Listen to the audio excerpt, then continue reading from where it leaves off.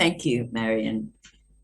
Well, as I said, I'm going to restrict myself just to the commandments because David did such a wonderful job with the opening last night. But just a few commandments about the commandments. So this is really, as you heard last night, the basic of Western governance and Judeo-Christian ethics. So what makes them very special for the Jews, though, and for us in particular, and now I'm going to refer to the shortened version that you and I know, not the long version I read this morning, but they are very easy to remember. And these commandments were not only meant to be the basis of our Western moral values and democracy. They weren't only meant for judges. They were given to everyone who stood at that mountain.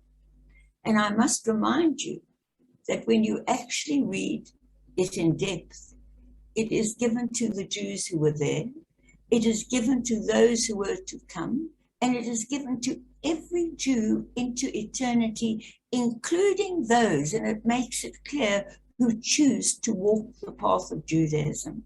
Because those who are converting with us, that decision is timeless.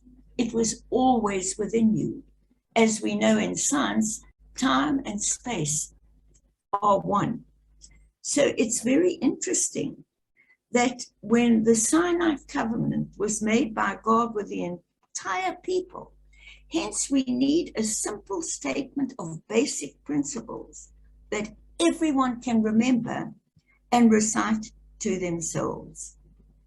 This shows an unbelievable respect in Judaism, not for the elite only, not for the top echelon, not for the governance, but for every human being that is created in God's image. Because each of us, coming from that heritage, we have our own unique, special purpose to fulfill in life.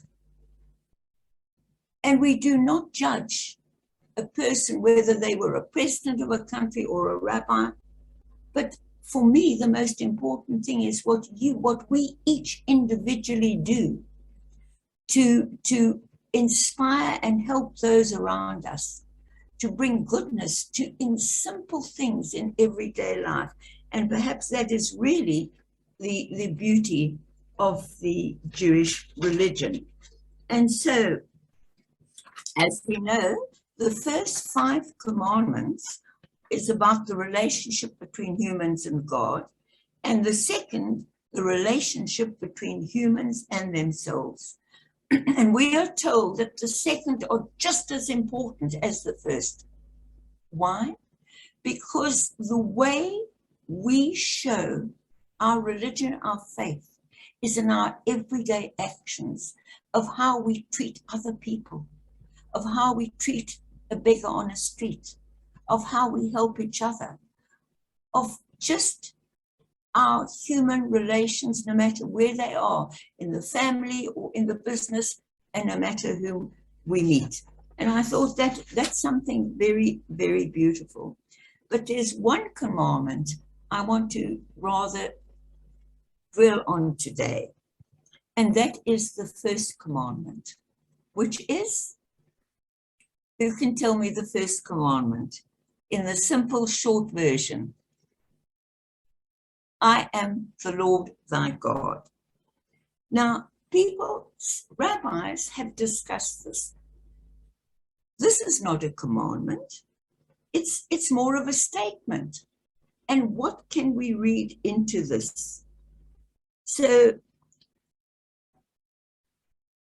either you believe in God or you don't. Or if you do, then the commandment is redundant. And if you don't, it's irrelevant. So why is it that these commandments are opened with the word, I am the Lord thy God? Finished. It's a statement. To answer this question, we need to look at 2 different Hebrew terms. The one is emunah, which you know and I know is belief. And the other is da'at, which is, Hilda will know this, it means to know, to know. So it is implicit in that first commandment, and this is also unique in our Jewish religion, that we have to actually intellectually understand and know there's a God. We do not believe in blind faith. We do not just do as we're told. You heard me actually read the words that the God offered us these commandments, and we accepted them. In Judaism, there is no blind faith, and our duty is to question all the time so that we know. As you know, we've discussed many times how Abraham questioned God. All our great sages have even argued with God and tested God. Is that impertinence? No. That shows the incredible respect that Hashem has for his own creation. For you and I, humanity, we are made in the image of God. And the most important thing is to question, always. To question and to listen. So by saying, I am God, I am the Lord thy God, the sages have interpreted this with the word know, which must come on the same level, if not before the word belief. You've got to know. How do you know? Well, we know by studying Torah. We know by looking at the wonder of an ordered world where everything is in its place. I'm going to use a silly thing I always say, and I know some of you are going to laugh, but if you plant boinkies, you don't get tomatoes growing out. Everything is ordered. To me, the obvious order of the universe, and even scientists like Einstein realized this. So whatever you conceive God to be, a great force of energy, everything has its order. So for me, I know, and in our Jewish faith, we are told, please question, think, and then when you know, then it makes sense. And there was one lovely thing I read that the late Lord Jonathan Sacks, who is one of my main gurus that I followed, who sadly only passed away a few months ago, but he said, once you know, once you believe in an order of things, then all you've got to do is read the instructions. I love that. When you've tried everything else, he said, and he gave wonderful talks to the wider public, which you can access and if you'd like to. But it's wonderful. And he was referring to the 10 Commandments. He says, look, when you've tried everything else and nothing works, I tell you what, read the instructions, because each commandment makes the most unbelievable sense. Obviously, if we follow these commandments, if we respect someone, if we don't kill for no reason, if we don't steal, if we don't commit adultery, there's not going to be hatred. There's not going to be mayhem in the world.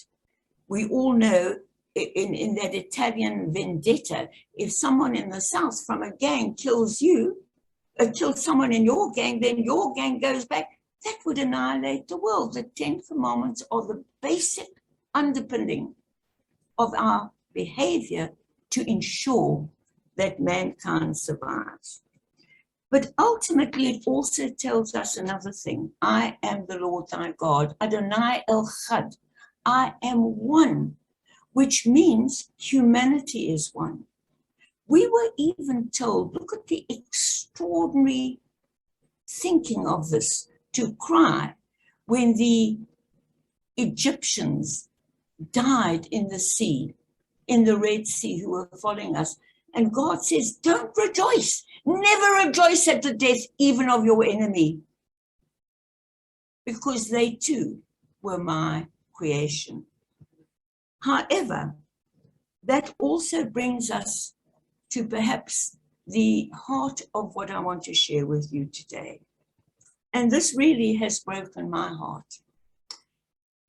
And I'm referring, of course, to the hostage drama at Bet Israel, a Reform synagogue like us in Colleyville, Texas. And as you all know about it, you know it was a terrorist who was not even born in America, who had come in somehow from the UK and hated the Jews with baseless hatred. There is no reason. We are not threatening them. And the tragedy of that, and Baruch Hashem, the greatest tragedy was that the wonderful rabbi and 4 people were saved. But what I want to just share with you today is something which already has been spoken about by one of the lovely rabbis in our tradition, whom I'm sure you will meet in a future Temple Israel Shabbat service or event, is Rabbi Josh Weinberg. He is not only vice chairman of the World Zionist Organization, he heads up ARTSA, which is the Zionist arm of progressive religious movement in our country and in Europe and in New Zealand and others, called Artzainu. And what he said broke his heart is that right throughout this drama, we presume ultra-Orthodox Jews were communicating the most horrific Lashon Hora, saying, well, you're not really Jews anyway, so why do we care about you? And this is really heartbreaking. And I've got with me to share with you today the words of a Orthodox, wonderful rabbi, Rabbi Farber, Seth Farber. I have met him. He's an Orthodox rabbi. He works in Israel, and he, originally American, and he's created an organization called ITIM, I-T-I-M, committed to making Israel's religious establishment and the world respectful and responsive to the diverse Jewish needs of the Jewish people, and to understand that since the birth of our nation, there have been different streams of Judaism that have argued with each other. And you've heard me talk many times about Hillel and Shammai. The entire progressive, conservative, and liberal world, which is the vast majority of practicing Jews in the world today, and modern Orthodox, all follow Hillel. Why? And Hillel and Shammai disagreed on everything. But why did the rabbis ultimately choose Hillel? Because he insisted that before they heard his point of view, they had to hear Shammai's point of view first. And he listened to the other. Even though he didn't agree with him, he listened to Shammai. And only when the rabbis had heard what Shammai had to say, did he say what he thought. And it is on this basis only that we, the entire movement, I don't like to refer to us as non-Orthodox, we are the entire movement following Hillel, and I must say, as most modern Orthodox rabbis do. So, and it was very sad, including people sending in the most horrible things. Oh, well, they're not really Jews anyway, and of that nature. And then all the fake stories have started about this wonderful progressive rabbi who saved himself and his community. The most terrible things, like saying, oh, well, he's not really pro-Israel. Not true. Where do these fake news come from? Very sadly, a friend I know very well said to me, Are you sure this rabbi wasn't anti-Israel? And my heart sank. That is a friend I love, who has respect for my movement, who has respect for all Jewish movements. Yet the fake news is starting, just as it does about vaccination and everything else. And all I can really say to the chief rabbis of Israel, both the Haredi and the Ashkenazi, not one in their sermons, in their communications, have mentioned in any way this horrific event, which Baruch Hashem, the Jewish lives were saved. Not one has mentioned it. I trust other chief rabbis worldwide with a more inclusive, tolerant view, which is Judaism, at least prayed. The entire Jewish world prayed, with many, many, many, and most of the modern Orthodox. And so, to conclude this, let me just share with you the words of Rabbi Zeth Farber, this Orthodox rabbi. He said, I tried to find a statement from the chief rabbis of Israel condemning the hostage taking or showing support for the Jewish community. Nothing. So what is their attitude? That we are not really Jews? But we've all stood before Hashem together at Sinai. And then he also said, by my concern and prayers for this progressive rabbi and his shul, it doesn't mean that I have to agree, condone, or support their beliefs. And that is so important. We don't have to agree the different streams of Judaism. We don't have to even agree with the other who's not a Jew. But let us listen to what they have to say. And then let us say, although I don't agree with you, I respect you and I wish you well. It is a very sad time for our nation that we cannot